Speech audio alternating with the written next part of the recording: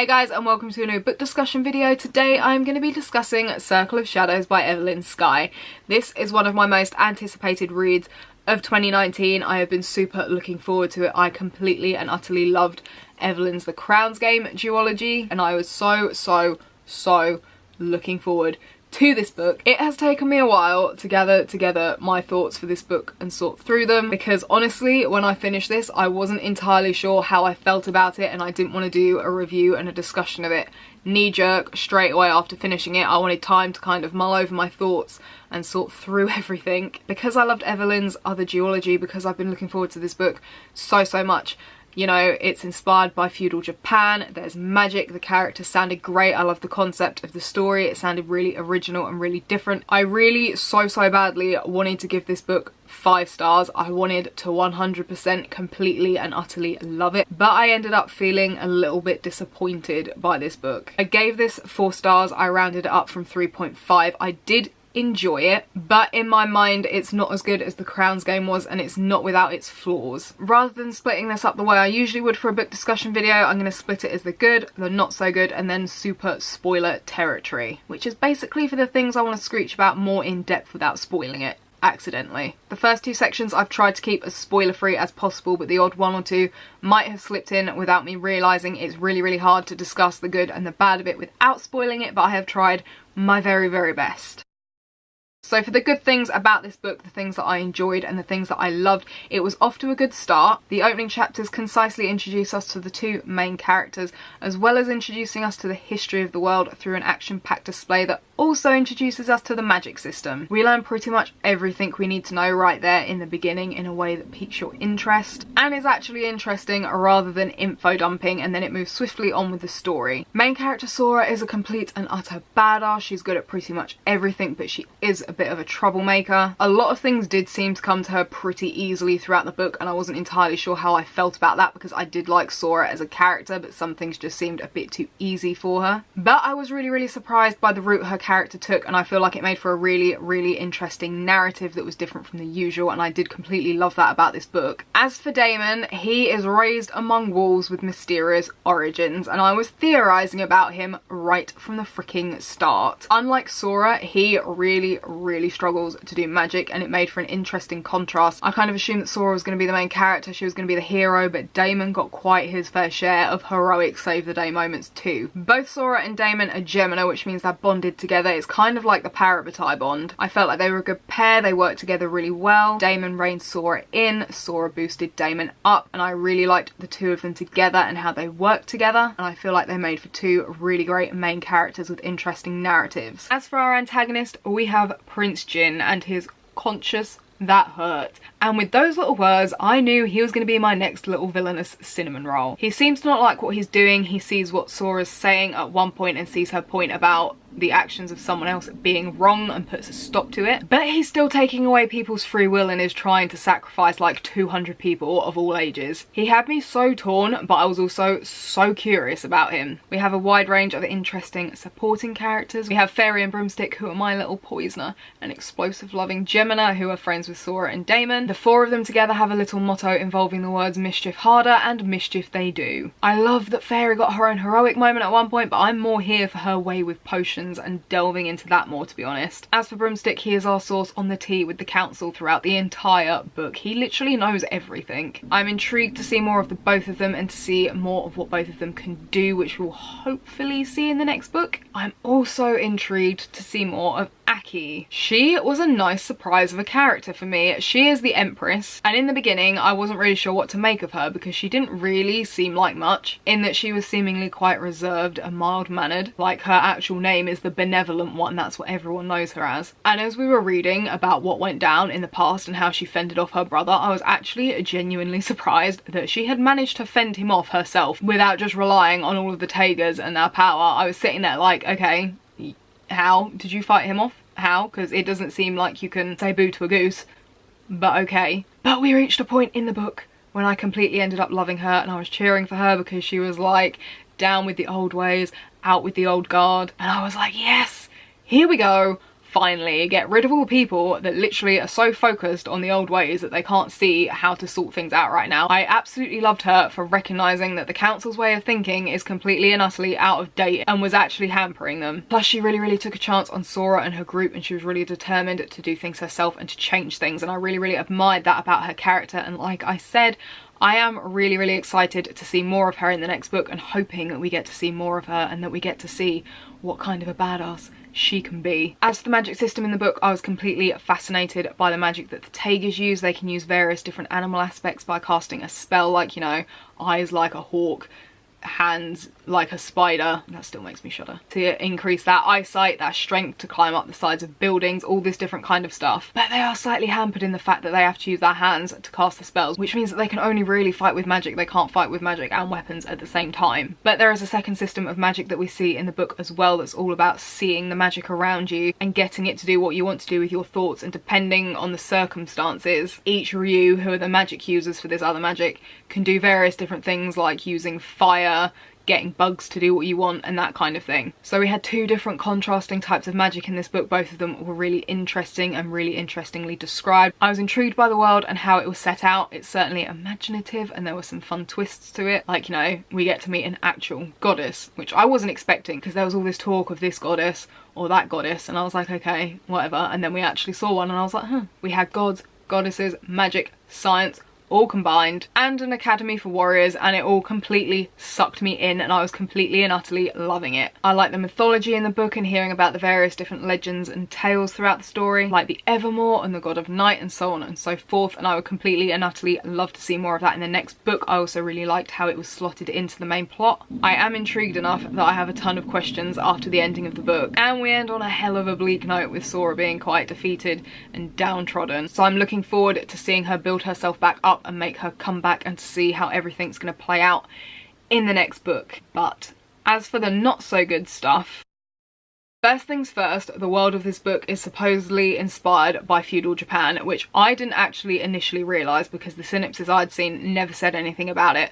I didn't realise until I got the arc and it actually said on the back of the arc that it was inspired by feudal Japan, which built up my excitement even more. But I really couldn't pin down an actual cultural inspiration in this book, and I don't know if it was done on purpose, but the fact that it was being touted as being inspired by feudal Japan and I couldn't really see it kind of disappointed me a bit. I mean, there are a few Japanese sounding words like Ryu and Taiga, and places like the Jade Forest, which would actually imply China to me more than feudal Japan, and there are throwing stars that are used by some characters, which kind of is ninjas, I guess. I'm not sure if I'm being overly picky, because I just recently read Shadow of the Fox by Julie Kaggle, which is very obviously inspired by historical Japan, but I just couldn't picture the world in this book very clearly. I was just disappointed, because I was expecting the world to be feudal Japan and I was really excited for it, but I just could not really see it, to be honest. The next point is the pace. It started out great, don't get me wrong. I was intrigued by the world and the history and the characters, and I was so ready for this book, and Damon and Sora were infiltrating the enemy. But around the middle of the book, the pace was very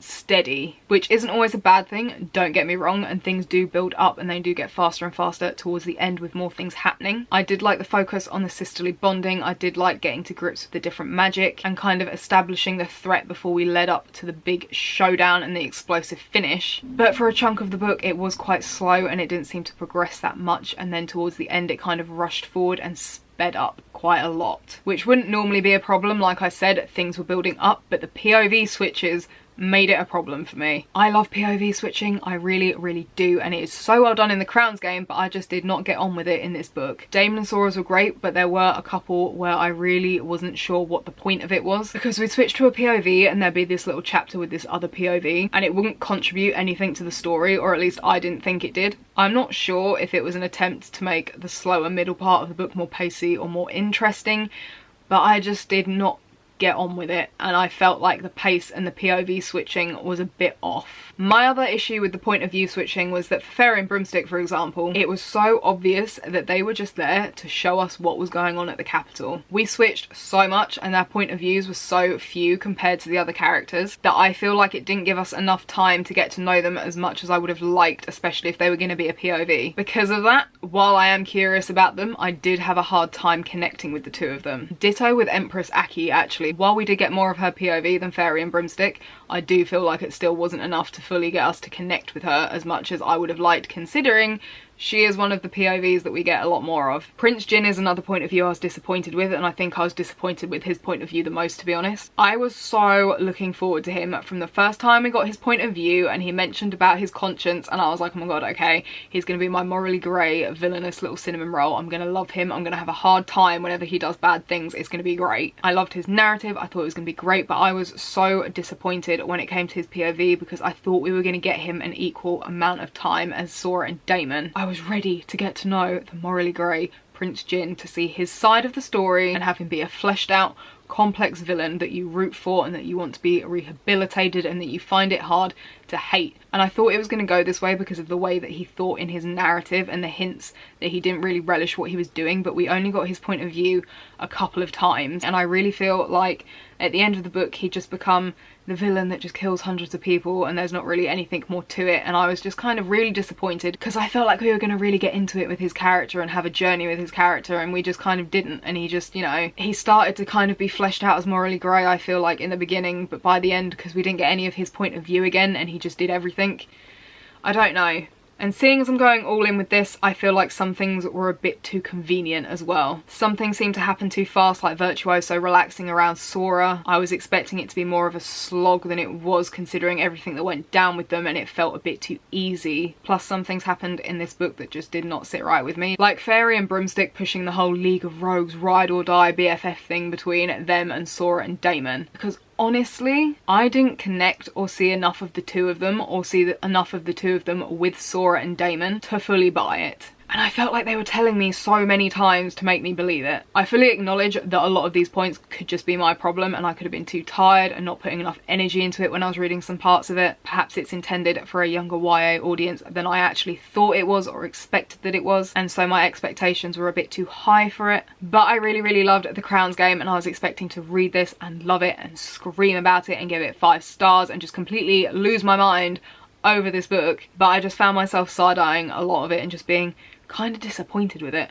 And then there's the romance. I had some issues with the romance. Like, someone had a move made on them when they'd literally just come off of being drugged, and I side-eyed that a hell of a lot and it made me a little bit uncomfortable. But I feel like the romance was going one way and then out of nowhere it changed and twisted, and I was pretty stunned at the way it changed. But I'll get more into that and the romance and my issue with it in the spoiler section, which is coming up next. May as well kick off with the romance. So, okay, I was completely here for it in the beginning and I was loving it. I found it interesting that Damon was the one with the feelings and it was kind of one-sided, and I was looking forward to Sora kind of slowly realising her feelings for Damon. I was just looking forward to it all building up and developing on Sora's side and the whole forbidden love thing, because Gemini aren't allowed to be in love together, much like the Parabatai. And towards the end, Sora realised that she'd loved him all along and I was like, yes, here we go lads. But then it happened. At the end, Fairy suddenly decided that she fancies Damon after she's cured him of the hallucinogenic drug that he'd been off his tits on like 2 minutes before. And she remembers how hot he looked getting out of the pool. Just on that, she decided she fancied him and she kissed him like literally minutes after he'd been cured of the drug that he'd been on. This ain't it. His thing with Fairy just seemed to spring up out of nowhere. Like, he randomly starts mentioning her in his narrative and then she suddenly... I just don't know. I just don't know what's happening. He was just banging on about her a few times. I don't know, maybe I just didn't fully register what was going on. I can't say I'm here for it, and I don't really ship it, especially considering she made her move on him. And again, I'm gonna reiterate it, minutes after he'd just come off of being drugged out of his nut. I just don't like how it started, basically. I do not like how it started. I love that little squad and what we've seen of it. Yes, we've not seen as much of it as I would like to, and we haven't connected with the characters, or some of them, as much as I would want to, but I did love what we had seen of that little squad so far. And when Fairy and Damon had that little moment, I was like, dear God, no. Please do not make a love triangle with Fairy, Damon and Sora. Then they kissed and I was screaming, and then I was screaming a whole lot more when Sora saw them holding hands. Just no. Just no. Sora got brainwashed, had to abandon her sister, which broke her heart because her sister hates her again now, risked her life living amongst the Ryu, finally realises her feelings for Damon, and now this happens. The Lord is testing me. I'm just really not here for the drama that is going to go down in the squad because of this. Like, things are pretty dire at the end of this book. We do not have time to mess about with a love triangle and all of the drama that this is going to cause between them when we have better things to do. To be fair, I guess it gives Sora something else to feel shitty about when she has her crisis next book before she overcomes everything and comes out stronger and defeats the evil. I'm not sure if this thing with Fairy is something to do with what Damon is, or if it's going to be an obstacle to Sora and Damon eventually being together, because obviously he's gone how long loving Sora with no reciprocation, and if it's, you know, Damon trying to bury his feelings for her, which is a bit cliche, doesn't really bother me. Bothers me a lot less than this love triangle. But if the end game here is Fairy and Damon, then I feel like it should have been clear from the start, or at least had more to Damon's feelings for Fairy and them developing, and Fairy's feelings developing for Damon a lot sooner than they did, which, you know, would have meant having more of Fairy's point of view than we did. It just seemed so freaking random and out of nowhere when it happened, like it was a complete 180, and it wasn't a good shock either. Honestly, I just wanted to throw the book across the room because I cannot deal with Sora's thoughts and her feelings about this situation, and I kind of feel like Damon's just confused, but I'm just not here for things getting messy with the squad, okay? And Fairy and Sora arguing over a boy while we have everything going on with Prince Jin and the need to, you know, save the freaking world. Virtuoso, aka Hannah, did actually take me by surprise. I was like, wow, shit, her sister's dead. That sucks, man. Jin's such an asshole, and completely and utterly missed the foreshadowing about it. I was so here for the sisterly bonding though, and I really did enjoy the focus on it, and I loved exploring Sora and Hannah's relationship and it being mended, even if I did think, due to Hannah's vehemence towards Sora and the whole situation, that it was a bit rushed. I just feel like when you've spent 10 years thinking your sister abandoned you and just never came to rescue you, and you're terrified and have been kidnapped by these randoms, it'd take some time to move past that, no matter how much you did actually love your sister and wanted to be with her again. I feel like that could have been explained and shown a bit better if we'd seen more of Hannah's point of view, and I really wish we had seen more of her point of view because I did really enjoy it. She fully believes and trusts in Prince Jin. He has raised her, and I was really fascinated by the relationship between the two. And like I've said, I really wish we got more of both Hannah and Jin's point of view to explore that, as well as explore both of their characters a bit more, especially Prince Jin. Dear God. Sora's dilemma with wanting to be close to her sister again and to not lose her again when she's just gotten her back, but also not wanting to ignore her duty and her promise to be the best that she can be, was honestly really heartbreaking. And as much as it is really heartbreaking, I also found it really interesting to read about. But my freaking God, it broke my heart how it all ended. Sora obviously elects to do the right thing for the kingdom and the Taiga and leaves, and Hannah thinks obviously not only has Sora left her again, but she's also completely screwed her over by taking the Empress's body. I was disappointed but not surprised by how Hannah snapped back to being all ragey and hateful towards Sora, and it, you know, even upped it a little bit from what it was. But that scene when they parted ways just freaking broke my heart for both of them. I felt for Sora so much in that moment, I felt for Hannah so much in that moment, and I'm kind of wondering how their relationship is going to repair and overcome this. On a lighter note, I knew from chapter 1, as soon as they mentioned the Empress's brother who was mortally wounded and dragged away from battle, I knew he wasn't dead. Initially I wasn't mad about that because I thought he was going to be my new villainous little cinnamon roll, but then we kind of abandoned his point of view and didn't really delve into him anymore. I am curious to see what's going to happen next because, you know, obviously he succeeded. He killed 200 people and the god appeared to congratulate him on being an evil little shit. So I'm curious about what happens next because the people of Kachona have obviously 100% changed, and I'm wondering if there's any way that Jin is redeemable like I initially thought he might be, but considering his lack of point of view chapters, I'm wondering if it's possible. I did have some general frustrations with this book. Can we get an eye roll for Bullfrog? The bloke who absolutely 100% refuses to entertain the idea of listening to Sora when she returns and just knocks her out. I got so frustrated at he and the glass lady throughout this entire book because of their attitude in general. They were so freaking rigid in everything and thought they knew what was best, and a lot of the time they really hampered things, okay? Which is why I cheered when Aki was ready to ignore them and acknowledge that they were outdated. I'm assuming that by the end of this we're gonna have a new and more openly thinking council, and I am so freaking ready for it. I was surprised at how the glass lady was all rigid and refused to listen to them, and then was like, I've been waiting for you to live up to your potential. Have you? Have you really? Why did you ignore her then? Speaking of the Glass Lady, I can't say I was that impacted when she died, to be honest, or Beetle for that matter. It was just a case of characters that I didn't come to know enough or care enough about, so that when they died I was like, wow, that's so sad. But I'm sure it would be a more emotionally hard-hitting scene if I actually cared about the characters. Although I did like how Sora's been raised and how she's been itching to get to battle, but actually seeing it and seeing two people that she spent a lot of time with from both sides and from both parts of her life die was not a great experience for her, but it was an emotional scene on the surface. But because of my lack of connection with those two characters, it didn't go very deep. Sora being brainwashed was a plot twist that I completely and utterly loved, okay? I was ready for Sora to be the hero, to do all of the heroics, she and Damon working together to thwart the evil plan and all that jazz, so I was really freaking surprised when they separated and when she got brainwashed and was suddenly all Team Jin. And it made her narrative so freaking interesting because we got to learn about the Ryu and about Prince Jin and his plans and what was going to go down through the rose-tinted glasses that was Sora's narrative. And I just thought it was a really interesting way to do it rather than just having her undercover the conventional way. Plus it let Damon go off and warn everyone and get to do his own heroics. I was kind of sad though that he wasn't there with her and they weren't working and plotting together like I'd been expecting, but it was a plot twist that I did really enjoy. Plus it gives us the interesting obstacle of everyone refusing to believe that she's not a traitor and having doubts about her that has to be overcome when she returns and tries to help them. Speaking of Damon, I was waiting the entire book for the revelation of who he is, what he is, who his parents are, and what the deal is with his power that stops him from being brainwashed by Jin. And as we neared the end, I was like, wow, Evelyn, are you really gonna leave me hanging until book 2? And then bam, Damon is a demigod, the son of the god of night. And I just, what was my brain doing that I did not twig any hints or clues of this from the moment that we heard the God of Night story? Because that should have been the first indicator that it was something to do with Damon, but it completely slipped me by. Could not believe it when he went full wolf though. That was one seriously explosive reveal. If not a slightly strange twist, because I'd been kind of going off the assumption that he had a different kind of magic that hadn't manifested yet or been given the push that it needed.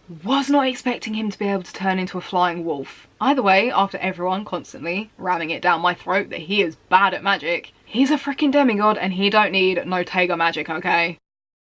I feel like we're going to be delving into Damon and his magic a lot more, as well as his past. I do figure we might get a glimpse of Damon's dad though at one point, because I figure they might go to him for help. Although considering Sola didn't show up when Aki went to ask her for help the last time, I'm actually also wondering if something's gone down with the gods. Or maybe they just don't care, but I am kind of hoping we will get to see more of them. I'm also wondering if we're going to get to see more of the world of the book, because I'm wondering if Sora and the others are going to flee to another country. Hannah, I'm in two minds about. I feel like on the one hand, Jin might do something that she doesn't really agree with, or she might get close to Aki and Hannah will realise that things are wrong and she'll end up teaming up with Sora and everyone and everything will be great. Or she'll be on the wrong team right up until the end and it will be freaking heart-wrenching because Sora will have to fight her and maybe kill her. But I feel like that's kind of a slim chance, Sora killing Hannah that is. But I'm interested to see which of the two ways it's going to go and I can't decide which one I prefer. Oh, I guess at this stage, considering all of the shit Sora's had to deal with, we'll go with option 1. I do want to see what happens next. I'm looking forward to getting to see Sora making a comeback, coming back stronger than before, fixing things with her sister and hopefully having a happy ending there. I just feel like this initial book could have done with a bit of tweaking and polishing before it was published. So that has been my book discussion for Circle of Shadows. I hope you guys have enjoyed it. I've tried to do it as fairly as possible with the good and the bad. If you've read the book, let me know down below what you thought of it, if you have had some of the same issues that I have. I will link all of my social media down below so you guys can come and chat to me on Twitter. For more similar content, feel free to hit that subscribe button and I'll see you guys next video.